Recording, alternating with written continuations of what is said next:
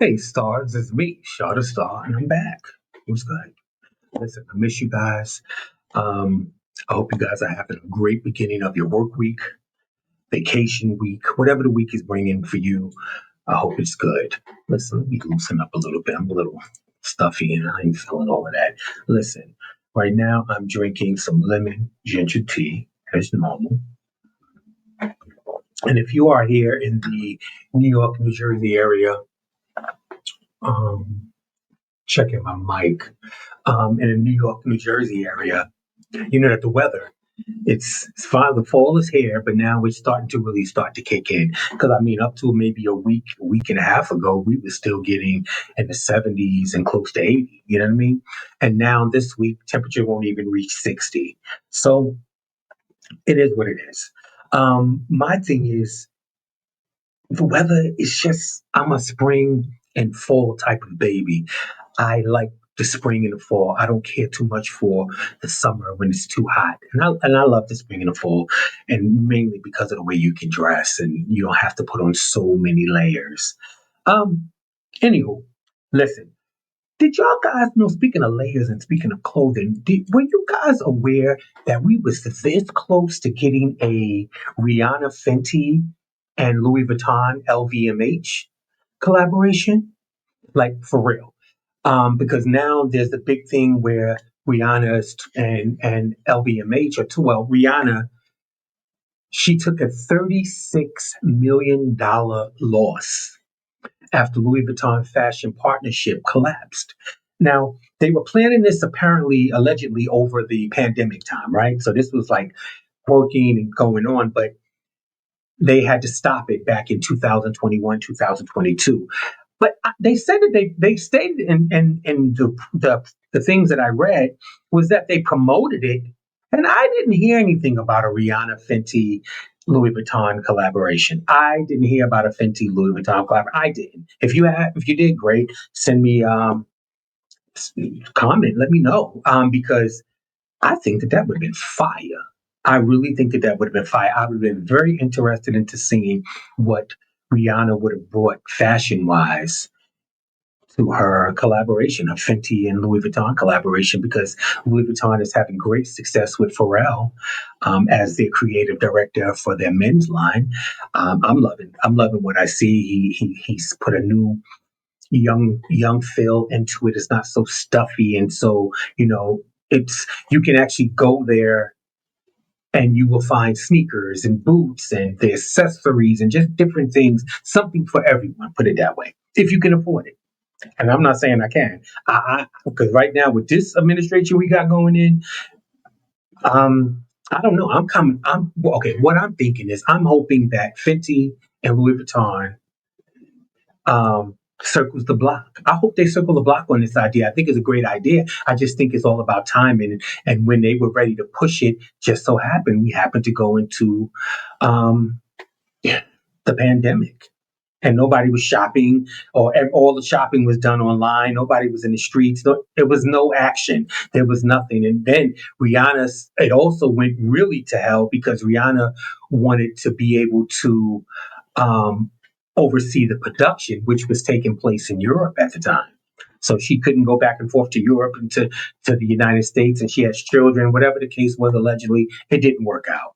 But Rihanna wound up losing $36 million with this collaboration not going forward. And like I said, I hope that they spin the block on it because I'm very interested into seeing what Rihanna was going to bring to it because Pharrell is doing a great job as far as I'm concerned with Louis Vuitton. And before Louis Vuitton, Pharrell had did a collaboration with Chanel, which made me get into Chanel at that time. Of course, I had knew about Chanel and I had maybe a wallet or something like that, but Chanel wasn't doing anything for men anyway. And it's not like we could tell a big difference between the women and the men nowadays anyway, meaning everything is unisex, even bags and stuff. And I'm a bag guy. I've always been a bag guy. But Chanel wasn't doing much for me at the time. And when they did their collaboration with Pharrell, I was all over it as much as I could be back then. And so, yeah. So the collaborations actually bring new blood and bring the youth and bring people that are not people that are not going to spend their money with Louis Vuitton, but because Fenty has a collaboration with Louis Vuitton, they'll get that. They'll get that. And it'll end up being a collector's piece later on anyway, just as Pharrell's and his Chanel collabo that I was lucky enough to get a few pieces of. Some things are worth certain things now. Okay. Anywho, we was this close. So I'm like I said, I hope they spin the block with the idea. I think the idea was great. I just think the timing was off. But to lose $36 million and gain nothing. But again, Rihanna's a billionaire, so 36 million to her was like 10,000 to us, I would guess, in the bigger scheme. Um, let's get into the education realm for a moment. I have two stories about teachers, and I want to speak of it, and I want to know what you guys think. Okay, so picture it. This is in Mississippi. This takes place in Mississippi. A 24-year-old young lady at the time. I'm gonna be nice about it right now, but we're gonna get a little further. Um, she was hired as a substitute teacher in this school district in Mississippi, right? And she went on her Facebook, and I don't know what she did before this. I'm just telling you where the story starts with me. Um, she went on her Facebook and Instagram to announce that she had a new flex, and her new flex was teaching. So she was going to start a teaching job. So what she did was on her first day of the teaching job, she wanted to document it in video. Her course of her day, which I don't find to be weird, but I allegedly I think that this would be against Board of Education policy of you recording inside of the school and recording minors, because there's mostly minors in school. Even if it is high school, they still minors. So no one wants you recording their kids, and probably not. Well, this young lady, mind you, 24 years old, because I want to give you her her name is Miata Borders. Miata Borders, 24 years old. Now, in high school, there's not a big difference in 17 and 18 and 23 and 24. There's just not. I mean, you can clearly have 18-year-olds having friends with 22, 23, 24-year-olds easily. I was. When I was 18, my friends were 25 and on. That's just pretty much the way it went. Um, well, she went to her first day of school. Now, I'm going to show you a picture of Miata Borders, and I'm going to explain why I'm showing you a picture of her, right? Okay, so I'm going to put a picture up. Hold on. Now, this is Miss Miata Borders. Here we go. This is Miata Borders, 24 years old. She looks androgynous, and allegedly she's gay. But nevertheless, she looks androgynous. She looks like androgynous, in case you don't know, she looks like she could be a boy or a girl. There's plenty of beauty in being androgynous. I mean, However, I want to get you a clearer picture. This picture is taking her first day at work. Because as you see at the top of it, it states she was fired. This is her post when she's fired, when she gets back to her car. I'm fired from teaching with a broken heart, right? Okay. So, but again, let's get into what we can see. I see a young person with a white t-shirt. It looks like a zip-up hoodie and two fuzzy cornrows. That's what I see. Some fuzzy braids, right? And from the hand, if you look at the hand looks tatted, like they do the skeletons on it, which I think is hot, but okay. I don't remember my teachers looking like this. And this, why and how would I know the difference between you, this picture, Mr. McMahon, than a student in the school?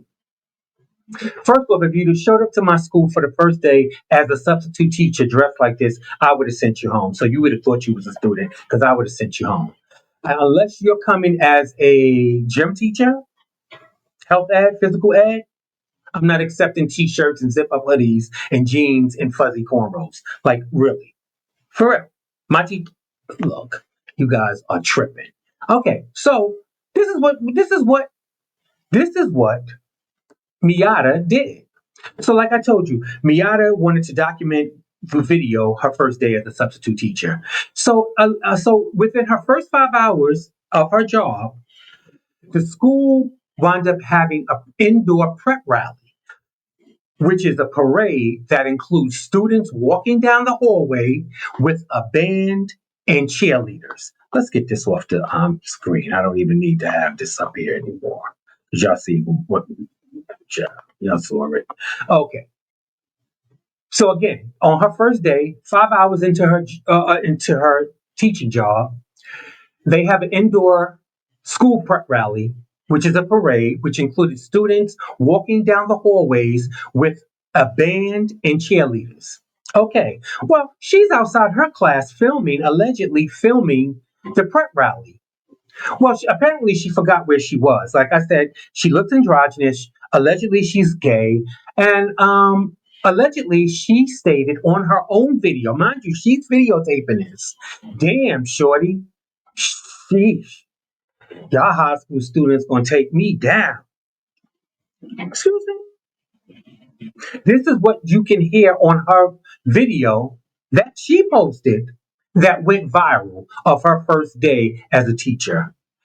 The young ladies are walking down the hallway, and we're talking high school, so I'm sure it could allegedly be anybody anywhere between 14 years old to 17 to 18 years old as a senior, depending on when your birthday is, right? Um, for you to come out and say, "Damn, shorty, sheesh, that high school student is going to take me down." You thought it, but you said it out your mouth. You shouldn't even been thinking it. That right there lets me know this is not a job for you. I'm starting to think that you might be a predator of some type, possibly. And there, again, not a big difference between 17 and 18 and 23 and 24. So, I mean, where do we draw the line? So, like I said, she video documented her first day while she was doing. After the prep rally, I guess she posted her video, and someone in the school community saw the video, which went viral with over 2.2 million views. Her viral video that she videotaped, she did. Nobody did this to her. She did this. Was viewed more than 2.2 million times.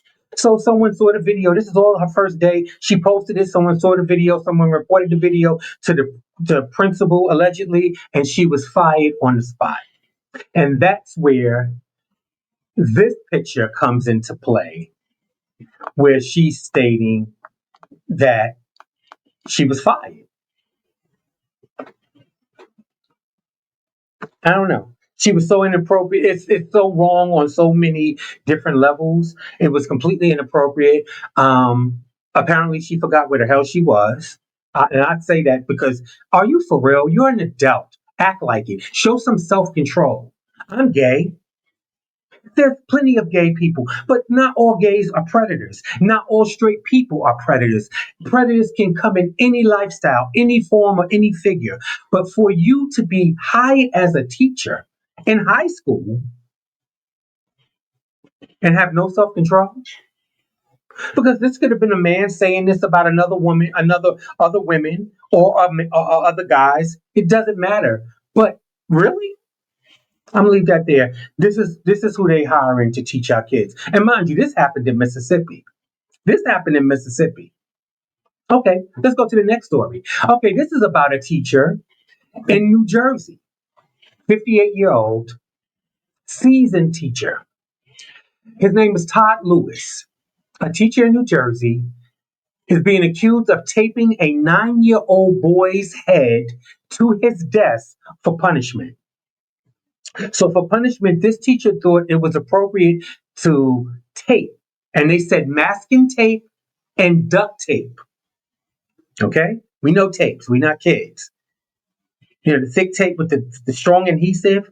Duct taped his head to a desk as punishment. New Jersey. What would you do? If you received a phone call stating, or your child telling you when they got home that his head was duct taped, I don't care what kind of tape it was, taped to a desk for punishment. At no point this teacher thought it was time to either go get the principal, a counselor, a vice principal, or security to get this person out their class. They decided to go get tape and to tape the child's head, 9-year-old child's head, to the desk. Okay? And mind you, there was a teacher's aide in the class with this teacher that allowed this to happen that was also fired.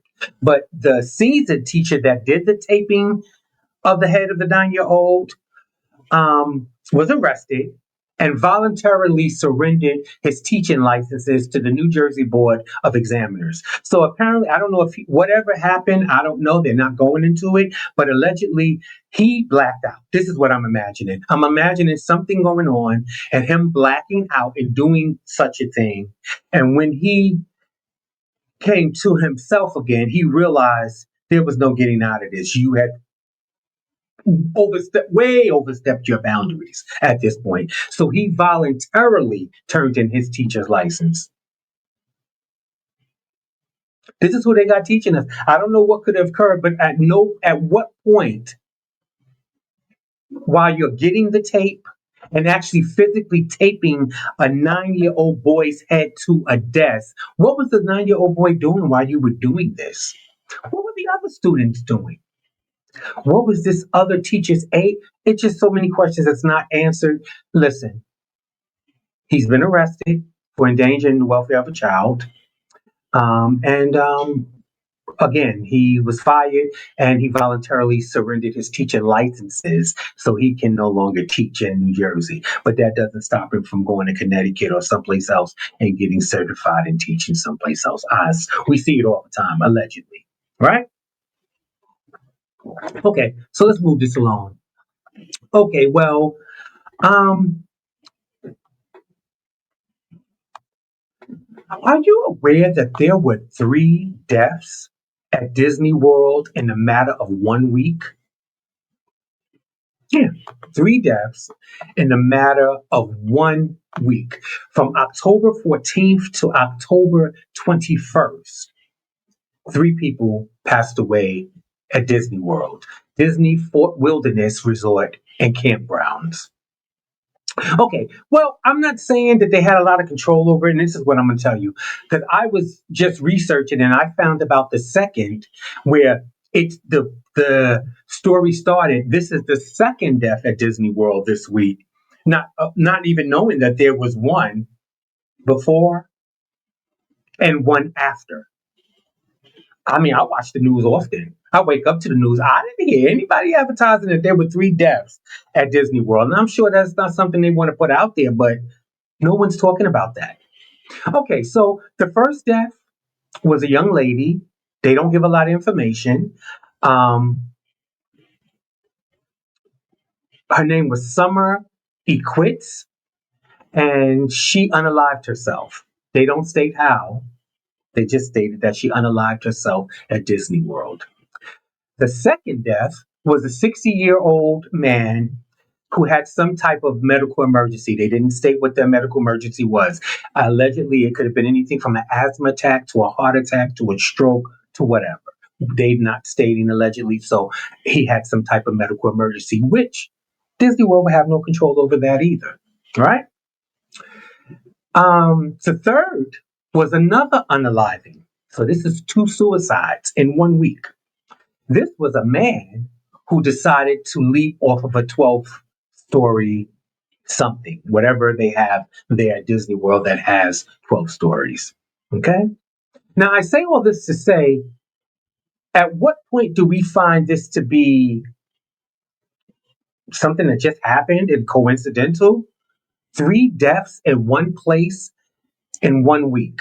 And mind you, 2 of those are unaliving. So my question would be, is Disney World doing everything to protect their patrons from harm or doing harm? I know we don't have a lot of control over a lot of things, and if someone comes someplace to do something, more than likely they're going to be successful at doing whatever it is they are attempting. I get that part, but then you have to be in Disney World. You have to have some things in line where it's not easy for a person to just do something of the sort. You have to act like you want to protect us, even if you're not. You know what I mean? I don't know. I just thought it was weird that there were 3 deaths at Disney World in 1 week, and apparently it's breaking history. No one they haven't seen 3 deaths in 1 week ever. So I thought it was important enough for me to report that to my people. I don't know. I don't know. I don't know. But what I will say is, um, as far as education, us as parents, those of you that are parents. Um, you have to get to know your students. I mean, your teachers, your child's teachers. I remember my grandmother had my teachers' numbers, and back then was no cell phones, but they had their numbers at home, their personal numbers, or the number at school where they can call and get them on the phone. So it was a much getting away from things. Now I don't know. I don't know. I don't even know what the schools look like now because from what I saw from that substitute teacher, the 24-year-old Miss Borders, Mr. Miss Thing, I wouldn't have been able to tell her from a difference from a student, from a teacher from a student. I don't know. Maybe she shouldn't be a. Well, I wouldn't suggest that she be 21 Jump Street either because clearly she got a problem with self control. So I don't know. But remember, she videotaped her own demise. She did that and posted it with her stay saying that. Anyway, I love you guys. Until next time, please be intentional. Check on your strong friends, check on your strong family. I love you guys. I mean, life is good. Life is looking good. Life is feeling good. And I love you guys and have a great week on purpose, not by accident. Have a great week on purpose. And until next time, I love you guys. See you soon.